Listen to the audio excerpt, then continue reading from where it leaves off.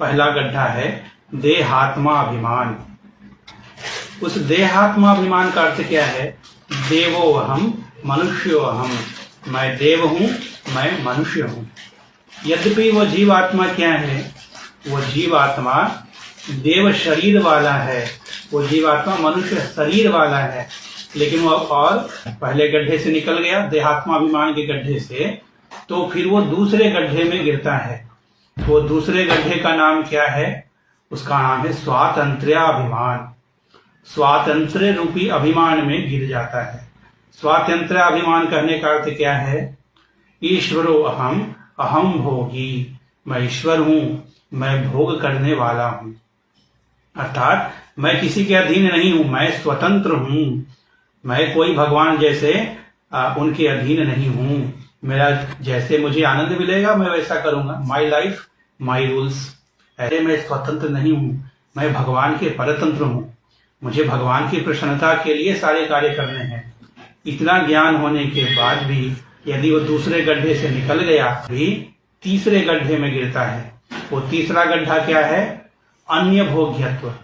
वो सोचता है मैं भगवान का भी दास हूं, साथ में संसार का भी दास हूं, मेरा उभय सेवकत्व हो जाएगा। अरे चलो भगवान की भी थोड़ा सेवा कर लेते हैं, सुबह उठ के कर लेते हैं, शाम को कर लेते हैं। यो अन्यथा संतम आत्मानम अन्यथा प्रतिपद्यते किम तेन न कृतम पापम चोरेण आत्मापहारेण। तो जो जीव आत्मा भगवान का है, उस जीव आत्मा को संसार में लगाने के कारण क्या हुआ? ये अन्यथा प्रतिपत्ति रूप महापाप हो गया। एक पाप कैसा हो सकता है? सबसे बड़े व्यक्ति के घर में पाप किए तो सबसे अधिक दंड मिलता है, और सबसे मूल्यवान वस्तु अगर हमने चुरा लिया तो सबसे अधिक दंड लगता है। तो सबसे महत्वपूर्ण व्यक्ति भगवान, उनका सबसे महत्वपूर्ण सबसे मूल्यवान वस्तु जीवात्मा, उसका हमने चोरी करके भगवान से संसार में लगाया, तो उससे बड़ा पाप क्या हो सकता है? किम तेन न कृतम पापम चोरेण आत्मापहारेण। ऐसे आत्मा अपहारी, आत्मा का अपहरण करने वाले को तो दंड मिलता है।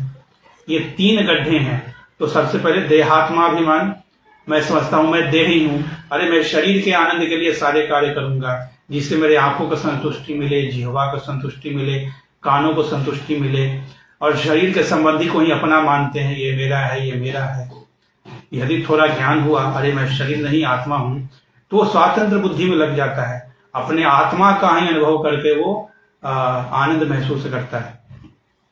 उससे थोड़ा और ऊपर जाए, अरे मैं भगवान का शेषभूत हूं, भगवान का कहीं कार्य करना है, मैं स्वतंत्र नहीं हूं,